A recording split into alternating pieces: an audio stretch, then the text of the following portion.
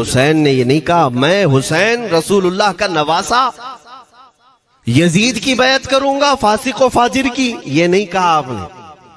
तवज्जो चाहता हूं, आपने ये नहीं फरमाया, बल्कि ये फरमाया मुझ जैसा उस जैसे की बैत कैसे कर सकता है। ये कयामत तक आने वालों के लिए मैसेज है, हुसैन जैसा कभी भी यजीद जैसे की बैत नहीं कर सकता, और ना ही वैसों की ताकत को वो मान सकता है। और अल्हम्दुलिल्लाह हमारी माओं ने बचपन से हमें हुसैन को ही सुनाया है, यजीद को नहीं। इसलिए आज अगर किसी तख्त पर यजीद बैठा हो तो हमें डर नहीं लगता इस बात का कि वो गर्दन उड़ा देगा, हमें इस बात का खौफ नहीं लगता कि फांसी पर चढ़ा देगा।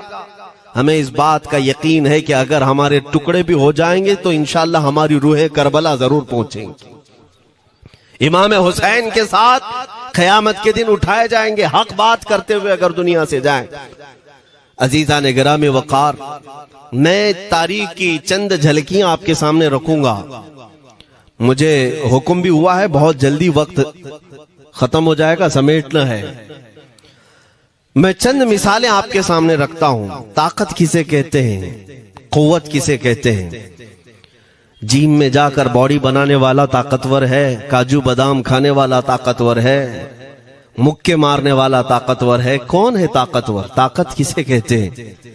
मेरे अजीजों, असल ताकत तो ये है कि तुम इस्तेमाल अपने हाथ पैर कुछ भी ना करो, लेकिन खलबली दूसरों में मची रहे। ये असल ताकत है, ये रब ताला की तरफ से दी हुई होती है इनाम में। वरना आप सोच सकते हैं कि हुसैन आजम के साथ जो लोग आए थे वो कुल काफिला कितना था। अलग अलग रिवायतें, इमाम हुसैन के साथ 135 लोग थे, बाज रिवायात में है 96 थे, 96 लोग थे, बाज रिवायत में 82 थे। शहीद होने वालों की तादाद 72 है। लेकिन इस बात पर अक्सर उलमा मुहद्दिसीन का ख्याल है कि 82 लोग थे, 82 लोग थे। 82 के मुकाबिल में कितने लोगों को आना चाहिए रास्ता रोकने के लिए? अगर किसी आम आदमी से भी पूछे तो डबल कर दो, ट्रिपल कर दो, 4 गुना ज्यादा कर दो। नहीं, 82 को रोकने के लिए पहले 1000 लोग आए, फिर वो 1000 के बाद 4000 प्लस आए, 5000 लोग सिर्फ 82 लोगों को रोकने के लिए आए रास्ता। फिर ये लोग 4 दिन तक रास्ता रोकते ही रहे, 5000 लोग मिलकर। 10वीं मुहर्रम होने से पहले पहले फिर तकरीबन 16000 लोग आए, यानी तकरीबन पूरे टोटल मिलाकर 22000 के करीब, 21000 समथिंग कुछ। 22000 की फौज क्या माने रखती है किसको रोकने के लिए? 82 लोगों को। इसी से समझ में आता है असल ताकत किसे कहते हैं। ताकत इसी को कहते हैं कि उधर 3 दिन के भूखे और प्यासे हैं, उनके खीमों में साजो सामान भी नहीं, जंग के असबाब भी नहीं, और वो जंग की नीयत से भी नहीं गए। उसके बावजूद 22000 के सीनों में जो खलबली मची है, दुनिया इसी को समझ नहीं पा रही है। अगर दुनिया ये समझती है क्वांटिटी का नाम ताकत है तो हम उसको रद्द करते नहीं, क्वालिटी का नाम ताकत है। ईमान ये असल ताकत है। और एक तारीखी बात मैं आपके सामने रखता हूं। इमाम हुसैन का रास्ता रोकने के लिए सबसे पहले यजीद की फौज से जो शख्स आया था उसको हुर बिन यजीद कहते हैं। हुर बिन यजीद रियाई 1000 का लश्कर लेकर के ये इमाम हुसैन का रास्ता रोकने आए। 2 दिन तक इधर उधर घुमाते रहा, और जब जब नमाजें होती रही इमाम हुसैन मुसल्ला इमामत पर हैं और ये यजीदी इक्तिदा भी कर रहे हैं। हर जमात इमाम हुसैन के पीछे हो रही है। लेकिन मैं आपको बताता हूं, 10वीं मुहर्रम से पहले इमाम हुसैन ने खुतबा दिया और यजीदियों से कहा, क्या तुम मेरी हैसियत को नहीं जानते? मैं फातिमा जहरा का बेटा हूं, हैदर कर्रार का नूर नजर हूं, रसूलुल्लाह का नवासा हूं। मेरी निस्बतें क्या तुम्हें नहीं मालूम? तुम मेरे खून से अपने हाथों को ना रंगो। मैं तुम्हारे पास ऑप्शन रखता हूं, मैं इस रास्ते से अपने वापस मदीने की तरफ जाता हूं, या किसी साहिल की तरफ, या दिमश्क जाऊंगा। जंग करना नहीं चाहता तुमसे। ये तीन ऑप्शन जब इमाम हुसैन ने रखा तो यजीदियों ने एक को भी कबूल नहीं किया। वो जंग करना ही चाहते थे, इमाम हुसैन के खून के साथ खेलना ही चाहते थे। लेकिन जो हुर बिन यजीद है, तवज्जो चाहता हूं, जो खुद इमाम हुसैन का रास्ता रोकने के लिए आया, उसके दिल में यह बात आई और उसने आकर के 10वीं मुहर्रम को यजीदियों से कहा, मियां मान लो हुसैन की बात, तीन में से कोई एक बात मान लो, हम जंग नहीं करना चाहते, वो रसूलुल्लाह के बेटे ही तो हैं। तो सारे जो सिपह सालार बड़े बड़े थे, अमर बिन साद, शिमर वगैरह, हुर बिन यजीद से कहने लगे, तुझे कौन कहता है फैसला करने के लिए, तू सिपाही है, 1000 की नफरी तेरे साथ दी गई है, बस अगर तुझे हमारे साथ रहना है तो मैदान में जमा रह, वरना चला जा, तू सुलह की बातें मत कर। हुर बिन यजीद उसी दिन 10वीं मुहर्रम को उन यजीदियों से कहता, अच्छा अगर तुम मेरे इस बात को नहीं मानते तो तुम्हारी सिपह सालारी तुम्हें मुबारक, मैं हुसैन के खीमे में जा रहा हूं। जो यजीद की तरफ से आया था वो किधर चला गया? मौला हुसैन के खीमे में। कब? सिर्फ 10वीं मुहर्रम, एक रिवायत में 9वीं मुहर्रम को, एक दिन पहले इमाम हुसैन के खीमे में आया, दस्तबोसी की, माफी मांगी और इमाम हुसैन ने कहा अब तुम जा सकते हो अपने घर। हुर बिन यजीद ने कहा मैं उस वक्त तक अब आपका साथ नहीं छोड़ूंगा जब तक मेरे जिस्म में आखिरी सांस बाकी रहे, मैं आपके साथ रहूंगा। अब इमाम हुसैन की वफादारी में आने वाला कौन था?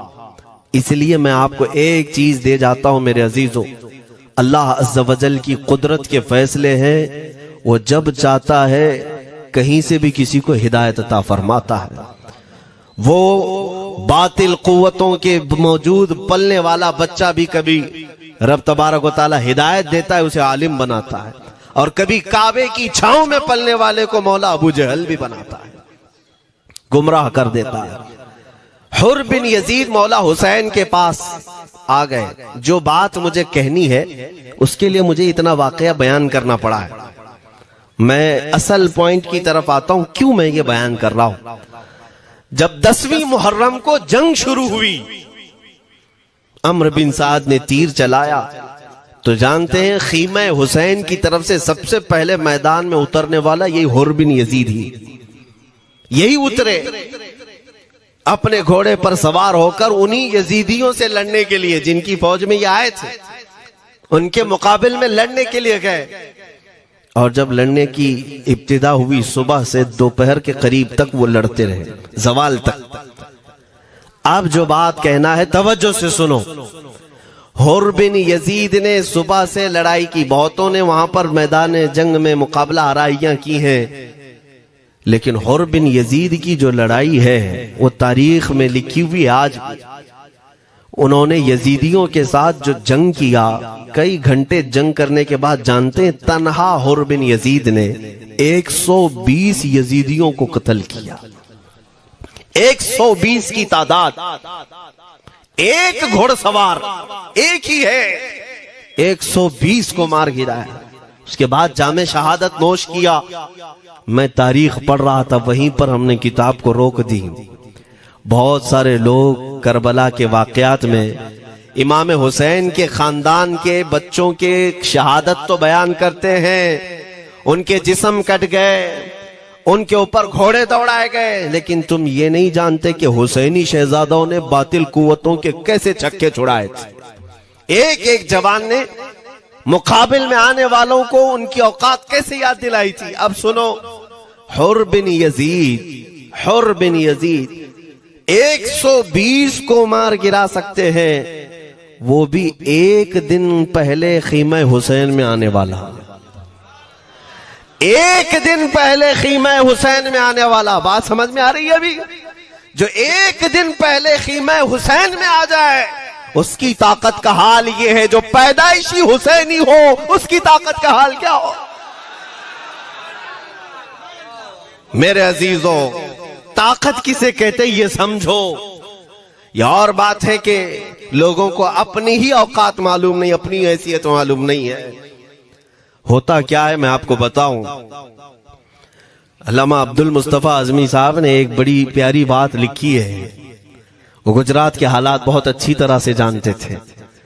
आपने एक बहुत अच्छी बात लिखी जो हमारे तमाम चीजों से या आज के जमाने में ये चीज मैच होती है। एक ताजिर तिजारत करने के लिए निकला, उसके पास कुछ कीमती हीरे थे और वो हीरों की तिजारत करता था और एक चोर उसके पीछे पड़ गया और वो चोर रोजाना वो चोरी करने के चक्कर में रहता था कि जब रात को ये ताजिर सोए तो मैं ये हीरे निकाल लूंगा। लेकिन 2-3 दिन जब वो ताजिर सोता था वो पूरे हीरे चेक करता था, कहीं नहीं मिलते थे। थक गया चोर। 3 दिन के बाद उस ताजिर को उसने पूछा, चोर ने कहा कि तुम हीरे रखते कहां हो? दिन भर तो तुम्हारे पास होते, रात में कहां जाते? तो उस ताजिर ने कहा, अकल का अगर तू इस्तेमाल करता तो तुझे बात समझ में आती। रोजाना मैं तेरे ही जुब्बे में रात को ये हीरे रखकर खुद सो जाता था। वो अपना नहीं तलाश करता, इसका तलाश करता। बिला तशबीह बिला तमसील। मेरे अजीजों, तुम्हारे पास जो ताकत है तुम्हें उसका अंदाजा नहीं। तुम जो मोहब्बत मुस्तफ़ा सल्लल्लाहु अलैहि वसल्लम की शमा अपने सीने में रखते हो, मौला करीम का वादा है तुम्हारे साथ, काना हक्कन अलैना नस्रुल मुमिनीन। रब ताला फरमाता हमने अपने ऊपर लाजिम कर लिया है कि ईमान वालों की मदद करें।